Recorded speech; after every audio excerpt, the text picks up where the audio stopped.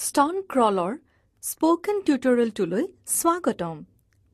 এই টিউটৰিয়েলটোত আমি শিকিম স্তন ক্ৰল কি হয়, স্তন ক্ৰলৰ প্ৰণালী আৰু স্তন ক্ৰলৰ গুৰুত্ব। আহক প্ৰথমে বুজো স্তন ক্ৰল কি হয়। শিশু এটা স্বাভাৱিকভাৱে স্তনপান কৰাৰ স্বভাৱৰ সৈতে জন্ম হয়। প্ৰসৱৰ পাছত সোনকালে তাক মাকৰ খালী পেটৰ ওপৰত থলে সি মাকৰ স্তনক বিচাৰিব পাৰে আৰু স্তনপান আৰম্ভ কৰিব পাৰে। এই গোটেই প্ৰণালীটোক স্তন ক্ৰল বোলা হয়। এইটো মন কৰিব লাগে যে স্তন ক্ৰল পূৰ্ণভাৱে কৰিব পাৰি সুস্থিৰ শিশুসকলক যি স্বাভাৱিক প্ৰসৱ বা চিজেৰিয়ান প্ৰসৱৰ দ্বাৰা জন্ম হয় আৰু যোনে জন্মৰ লগে লগে ভালদৰে কান্দিছে। কম ওজনৰ সৈতে জন্ম হোৱা অস্থিৰ শিশুসকলক স্তন ক্ৰল কৰা নহয় যিহেতু তেওঁলোক ৰোধাশ্বাসৰ দৰে শ্বাস-প্ৰশ্বাসৰ সমস্যাত ভুগিব পাৰে। এতিয়া আমি স্তন ক্ৰলৰ প্ৰণালীটো আৰু পাছত ইয়াৰ গুৰুত্বক শিকিম। প্ৰথমে প্ৰসৱ কোঠাৰ তাপমাত্ৰা ২৬ ডিগ্ৰী চেলছিয়াছৰ ভিতৰত হোৱাক নিশ্চিত কৰক। পাছৰটো হৈছে শিশুটোক মাকৰ খালী পেটত থৈ চাফা কৰা। হাত দুটাৰ বাহিৰে গোটেই শৰীৰটোক চাফা শুকান কাপোৰ এখনেৰে চাফা কৰক। মনত ৰাখিব শিশুটোৰ হাত দুটা ভিজাকৈ ৰাখক। চাফা কৰোঁতে তাৰ ছালত থকা প্ৰতিৰক্ষামূলক বগা প্ৰলেপক আঁতৰ নকৰিব। ই শিশুটোক ৰক্ষা কৰে যদি বতৰ ঠাণ্ডা হয়। শিশুটোক চাফা কৰাৰ পাছত ভিজা কাপোৰখন আঁতৰাওক।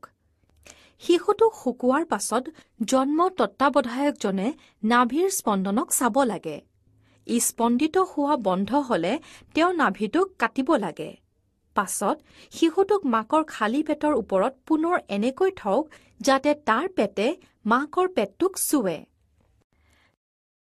তাইৰ মূৰটো মাকৰ নোধোৱা স্তন দুটাৰ মাজত থ'ব লাগে।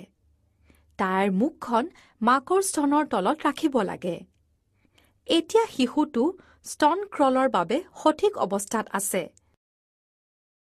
যিহেতু নৱজাত শিশু এটাৰ বাবে আগলৈ যোৱাটো অতি স্বাভাৱিক, তাই সহজে মাকৰ স্তনৰ ফালে আগলৈ চুঁচৰিব পাৰে। কৰিব লগা পাছৰ কামটো হৈছে শিশু আৰু মাকক একেলগে চাফা শুকান কাপোৰ এখনেৰে ঢাকি দিয়া যাতে তেওঁলোকে গৰম হৈ থাকে। শিশুটোৰ মূৰত টুপি এটা পিন্ধাওক। মন কৰিব আমি পৰৱৰ্তী চিত্ৰসমূহত টুপি আৰু কাপোৰ দেখুওৱা নাই। ই স্তন ক্ৰলৰ সময়ত আমাক শিশুটোৰ অৱস্থানক লক্ষ্য কৰিবলৈ সহায় কৰিব। শিশুটোক কাপোৰেৰে ঢকাৰ পাছত মাকে শিশুৰ পিঠিখনত তেওঁ হাতেৰে সমৰ্থন কৰিব লাগিব। আহক শিশু এটাৰ ক্ষমতাৰ বিষয়ে আলোচনা কৰোঁ যি স্তন ক্ৰলত সহায় কৰে। প্ৰসৱৰ পাছত শিশুটো অতি সতৰ্ক আৰু প্ৰবৃত্তিগত হয়। তাইৰ চাফা নকৰা হাতৰ গোন্ধই তাইক লেলাউটি আহিবলৈ অনুপ্ৰেৰণা দিয়ে। লগতে শিশুটোৱে তাইৰ সীমিত দৰ্শনেৰে মাকৰ মুখ আৰু এৰিঅলাটো চাব পাৰে। এৰিঅলা হৈছে স্তনাগ্ৰৰ চাৰিওফালৰ কলা অংশটো। অৱশেষত শিশুটোৱে তাইৰ হাত আৰু ভৰি ব্যৱহাৰ কৰি আগবাঢ়িবলৈ আৰম্ভ কৰে। তাই লাহে লাহে মাকৰ স্তনৰ ফালে চুঁচৰে। তথাপি কিছুমান শিশুৱে লগে লগে চুঁচৰিবলৈ আৰম্ভ কৰে আৰু কিছুৱে সময় লয়। স্তনটো ঢুকি পালে শিশুটোৱে প্ৰথমে তাইৰ হাতেৰে স্তনটো খামুচি ধৰিবলৈ চেষ্টা কৰে। এই অৱস্থাত শিশুটো আৰু মাকক আমনি নকৰিব যেতিয়ালৈকে তাই প্ৰথমবাৰ স্তনপান নকৰে। এই প্ৰক্ৰিয়াৰ সময়ত জন্ম তত্ত্বাৱধায়ক আৰু মাক দুয়োৰে ধৈৰ্য থাকিব লাগে। প্ৰথমবাৰ স্তনপান কৰোঁতে মাকৰ স্তনটো ঢুকি পাবলৈ শিশু এটাই ৩০ বা ৬০ মিনিট সময় ল'ব পাৰে। স্তনপান আৰম্ভ কৰোঁতে শিশুৱে তাৰ মুখখন বহলকৈ মেলিব আৰু মাকৰ স্তনৰ লগত গভীৰভাৱে যুক্ত হ'ব। স্তনপান সমাপ্ত হোৱাৰ পাছত শিশুটোক একে অৱস্থাতে প্ৰায় এঘণ্টামান থাকিবলৈ দিব। এনে কৰিলে মাক আৰু শিশুৰ মাজৰ বন্ধন উন্নত কৰাত সহায় হয়। তথাপি যদি মাকে কিবা দৰৱ লৈছে তেন্তে অনুগ্ৰহ কৰি ডাক্তৰৰ পৰামৰ্শ লওক। কেতিয়াবা এনেকুৱা হয় যে প্ৰসৱৰ পাছত মাকক প্ৰসৱ কক্ষৰ পৰা আন এটা কোঠালৈ নিব লাগিব। তেনে ক্ষেত্ৰত মাকক আন এটা কোঠালৈ নিয়াৰ পাছত তৎক্ষণাৎ শিশুটোক মাকৰ ছালৰ লগত ছালৰ স্পৰ্শ দিয়ক। আগতে আলোচনা কৰাৰ দৰে শিশুটোক মাকৰ পেটৰ ওপৰত থৈ।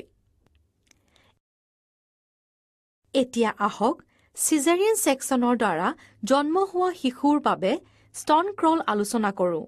তাক কৰিবলৈ শিশুক মাকৰ পেটৰ সলনি বুকুত এনেদৰে থ'ব লাগিব যাতে শিশুটোৰ ভৰি দুটা মাকৰ মূৰৰ ফালে থাকে। বুকু আৰু পেট মাকৰ কান্ধত আৰু মুখখন স্তনক থাকিব লাগে। অপাৰেশ্যন থিয়েটাৰত শিশুটোক যিমান পাৰে স্তনপান কৰিবলৈ দিয়ক। মনত ৰাখিব, প্ৰসৱৰ পাছত তৎক্ষণাৎ শিশুটোক মাকৰ ছালৰ লগত ছালৰ স্পৰ্শ দিয়াটো হৈছে অতি দৰকাৰী আন যিকোনো নৱজাতকৰ যত্নতকৈ।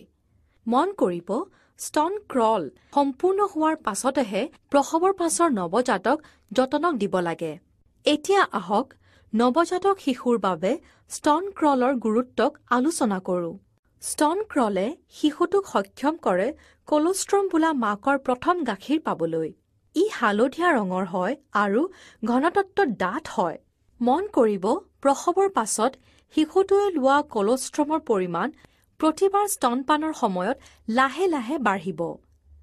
শিশুটোৱে ল'ব 5 মিলিলিটাৰ প্ৰথম দিনা, 10 মিলিলিটাৰ দ্বিতীয় দিনা, 25 মিলিলিটাৰ তৃতীয় দিনা, 40 মিলিলিটাৰ চতুৰ্থ দিনা আৰু 55 মিলিলিটাৰ পঞ্চম দিনা প্ৰতিবাৰ স্তনপানৰ সময়ত প্ৰতিটো স্তনৰ পৰা।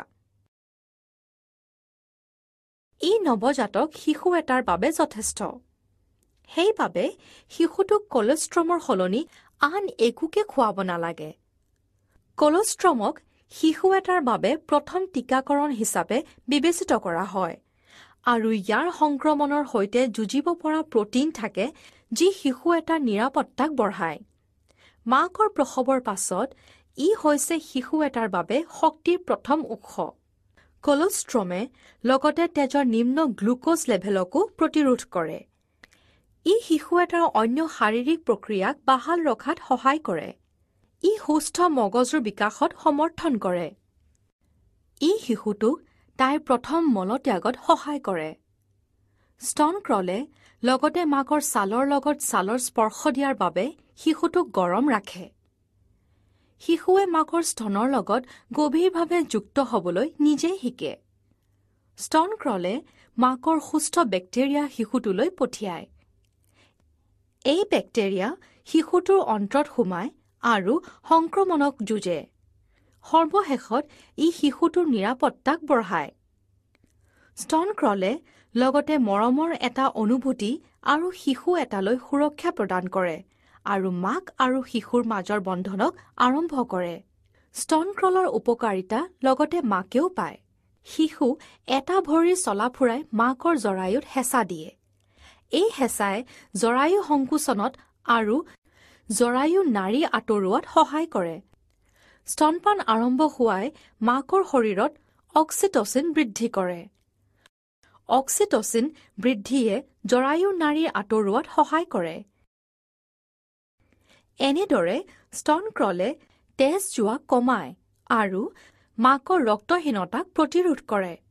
ৰক্তহীনতা হৈছে এটা অৱস্থা য'ত লোহিত ৰক্ত কণিকাৰ সংখ্যা কমে। ইয়াৰ দ্বাৰাই মাকৰ অৱসাদ আৰু দুৰ্বলতা হ'ব পাৰে। সেইবাবে স্তন ক্ৰল হৈছে মাক আৰু শিশু দুয়োৰে বাবে এটা অতিকৈ উপকাৰী প্ৰাকৃতিক প্ৰক্ৰিয়া। ইয়াৰ দ্বাৰা আমি এই স্তন ক্ৰল টিউটৰিয়েলটোৰ শেষ পালোহি। সংযোগ কৰাৰ বাবে ধন্যবাদ।